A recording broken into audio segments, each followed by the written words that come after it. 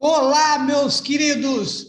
Mais uma aula maravilhosa, mais uma aula com um aprendizado sobre o seu veículo hoje. Vamos falar das luzes, principalmente uma diferença entre o que é farol de neblina, o que é farol de milha, certo? Para você que tem essa dúvida, o aluno que falou que não tinha esse conhecimento, espero que consiga agora elucidar essa dúvida cruel. É muito importante você conhecer as luzes do seu veículo, né? Antes de você sair com o veículo, é importante que você vá no painel e vá verificando, conhecendo as luzes, para não ter nenhuma surpresa já com o veículo ligando. Tem gente que liga todas as luzes, né? Ah, vamos ligar todas, deixa tudo aceso.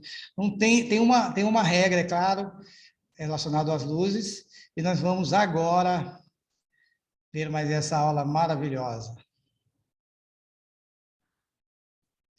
Muito bem, meus queridos, luzes do seu carro. Vamos saber qual a diferença entre farol de milha e farol de neblina, para você que pediu aí. Certo? Primeira luz, quando você acende, é a luz de posição. O nome está falando, né? Ela posiciona o veículo. O painel acende essa luzinha verde. Ela na verdade, a dica é sempre vermelho atrás e claro na frente, para você saber se o veículo está indo ou vindo, né? Se você vê a luz de freio, por exemplo, quando você pisa no freio, acende duas luzes vermelhas, o brake lights, a regra é essa, luz vermelha atrás e claro na frente, para você saber se o veículo está indo ou vindo, né? Inclusive a luz de ré é branca. Certo? Então, a primeira luz é a luz de posição, ela posiciona o veículo, está com o seu veículo parado à noite lá, está com a luz de posição. E a próxima situação, vamos dizer, sobre a luz de posição, né? Todos os carros, mesmo aqueles mais antigos, portam em seu conjunto óptico um dispositivo de baixa luminosidade, conhecido como luz de posição. Trata-se de um auxílio para indicação da presença do automóvel e não deve ser utilizado de forma ampla, já que o veículo dispõe de farol de faixa baixa e alta, ok? Não é para usar no lugar do farol alto nem embaixo, ela só posiciona o veículo. Para quem esteja pensando em ampliar a potência da luz de posição, o artigo 230 do Código de Trânsito Brasileiro, o famoso CTB, ele proíbe qualquer alteração na iluminação original do veículo, o que gera multa de R$ 195,23, é uma infração grave, né? São 5 pontos na CNH, fora a retenção do veículo para correção das alterações. Então, tome cuidado. Ah, essa luz está muito fraquinha, eu quero mais potência. Então, as luzes, elas têm um limite ali. Todas as luzes têm o seu limite, então você não deve passar desse limite. O que mais? Farol baixo, né? Farol baixo. Primeiro, o farol baixo. Você acendeu a luz de posição, depois a próxima luz é o farol baixo. O objetivo principal do farol baixo é iluminar tudo que está à frente do automóvel. O facho das luzes é voltado para baixo, para não ofuscar a visão de quem trafega no sentido contrário. Por isso você tem que estar sempre regular, levar um especialista para regular o seu farol, certo? Não pode ser de qualquer jeito, não. Tem regra aí. Aí você vê o farol baixo, e tem alguns veículos aqui, ó, porque o farol baixo ele tem que ser usado em rodovias, né? A lei mudou que não é mais em rodovia de pista, só de pista simples. Rodovia de pista simples. Aqui, os faróis baixos ligados. Aqui, se vocês olharem, tem alguns veículos com farol de neblina ligado. Essa de baixo, menor, é o farol de neblina, tá? Mas em rodovia de pista simples é farol baixo. Farol alto. O uso do farol alto é desaconselhável em vias movimentadas, para não ofuscar a visão de outros motoristas. Então, quando você estiver conduzindo, né? Você vê a primeira que você acende, luz de posição, depois farol baixo e farol alto.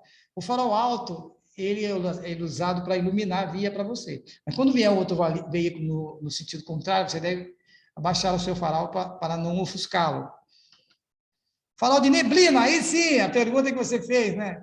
Farol de neblina ficam em posição mais baixa, devem ser utilizados com o farol baixo, tá? Ele auxilia o farol baixo. O nome já diz tudo. Os faróis de neblina foram desenvolvidos para iluminar a via à frente em condições de pouca visibilidade, como no nevoeiro, por exemplo.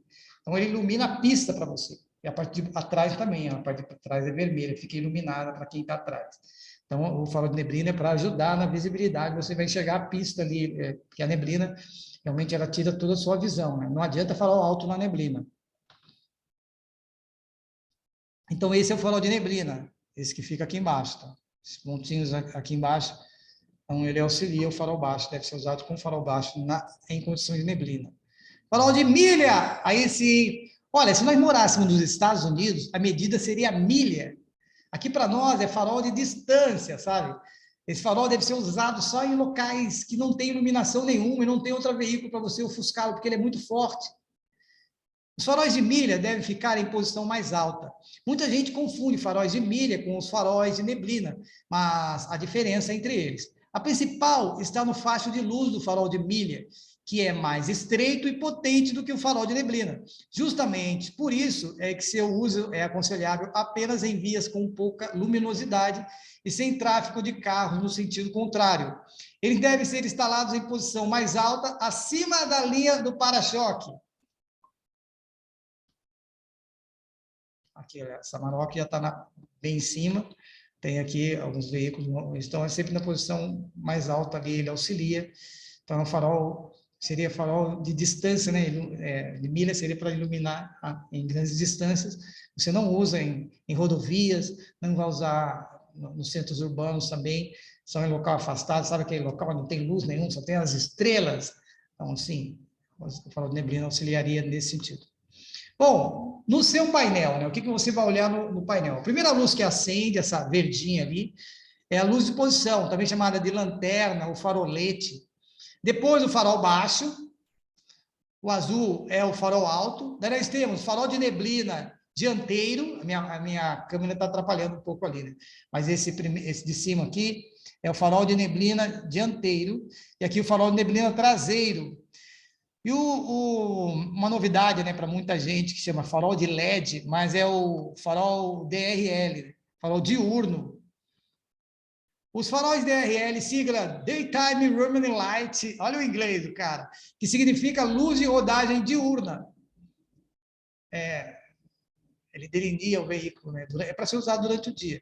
O DRL é acionado automaticamente, assim que o carro é ligado. Desse modo, não exige qualquer ação do motorista. O DRL tem função de melhorar significativamente a visibilidade do veículo sob iluminação natural. O objetivo não é auxiliar o motorista a visualizar a estrada, mas sim fazer com que o veículo se torne perceptível para outros condutores. Certo, o DRL pode ser integrado aos faróis ou posicionado separadamente no para-choque. Isso varia de acordo com a marca e o modelo do veículo. Sua função, porém, não muda. O DRL é destinado apenas para uso em condições de luz natural, okay? Durante o dia. Quando o veículo estiver trafegando em dias de baixa iluminação ou em outras condições meteorológicas, o motorista deverá utilizar os demais recursos do sistema de iluminação. Então, ele não serve para iluminar nada, né? Ele não vai iluminar para você. Ela é justamente para ser visto. Confundir as duas luzes pode resultar em multa. Vale lembrar que trafegar sem utilizar os faróis em rodovias de pista simples, como nós falamos, tá?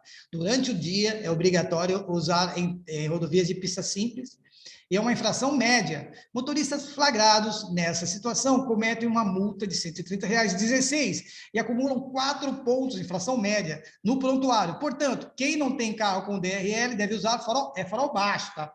Tem gente que liga a luz de posição, nós falamos no começo, pode ser autuado.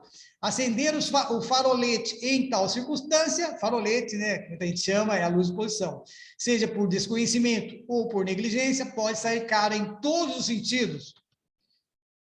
Valeu, galera! Esse é o término da nossa maravilhosa aula, uma aula sempre curta e objetiva. O nosso objetivo é esse, levar o conhecimento de maneira suave e que...